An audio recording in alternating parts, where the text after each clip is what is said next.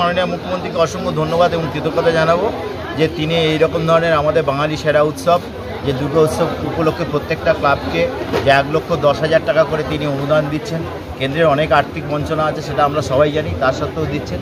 এবং অনেকে নিন্দুকেরা অনেক কথা বলে যে এই টাকাটা কোনো দেওয়ার প্রয়োজন ছিল না, কিন্তু আপনারা জানেন যে 1,10,000 টাকা নিয়ে পূজা কমিটি শুধু খালি তারা যেমন খরচ করে, সেই সঙ্গে প্রচুর মানুষ কিন্তু এর সঙ্গে উপকৃত হয়।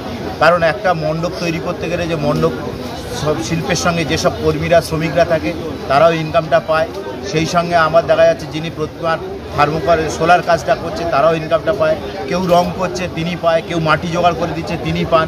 সেই সঙ্গে সর্বোপরি দেখা যাচ্ছে যে ওই পূজা বা উৎসব ঘিরে যত টাকাটা আসে তখন উৎসবটা কিন্তু আরও বেশি দিন বেড়ে যায়। সেখানে ছোট ছোট দোকানদার আমাদের গ্রাম বাংলার দিকে সেই ছোট ছোট দোকানদাররা তারাও কিন্তু ইনকাম করে।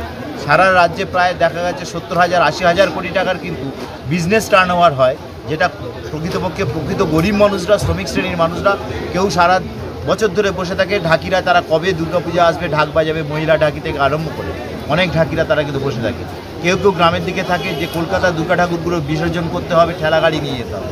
এই ছোট ছোট প্রান্তিক মানুষরা তারা কিন্তু এই দুর্গাপূজার উপলক্ষে মাননীয় মুখ্যমন্ত্রী মমতা বন্দ্যোপাধ্যায় যে অনুদানটা দিচ্ছে সেটা তাদের মাধ্যমে কিন্তু বড় ইনকাম হিসাবে তাদের সংসারে ফিরে আসে। অবশ্যই তার জন্য আমাদের মাননীয় মুখ্যমন্ত্রীকে অসংখ্য ধন্যবাদ। সেই সঙ্গে আমরা রায়দিঘি বিধানসভার পক্ষ থেকে মাননীয় মুখ্যমন্ত্রী এবং মাননীয় সাংসদ অভিষেক বন্দ্যোপাধ্যায় ধন্যবাদ জানাবো যে আমাদের এবছর মুত্রাপুর সাংসদ এলাকার দুর্গাপূজা কার্নিভালটা আমাদের রায়দিঘি বিধানসভার মধ্যে কাশীনগরের শ্রীমতীতে অনুষ্ঠিত হচ্ছে। এখানে উপস্থিত প্রত্যেকটা ক্লাবের কর্মকর্তারা, দুর্গাপূজা কমিটির কর্মকর্তারা প্রত্যেকেই আপ্লুত, প্রত্যেকেই আনন্দিত। এবছর একটা ঐতিহাসিক কার্নিভাল তারা কিন্তু এই মুত্রাপুর সাংসদ এলাকায় আমাদের রায়দিঘি বিধানসভার মধ্যে শ্রীমতীতে দেখতে পাবে। সবাইকে আসার জন্য আহ্বান করছি। ধন্যবাদ। এবারে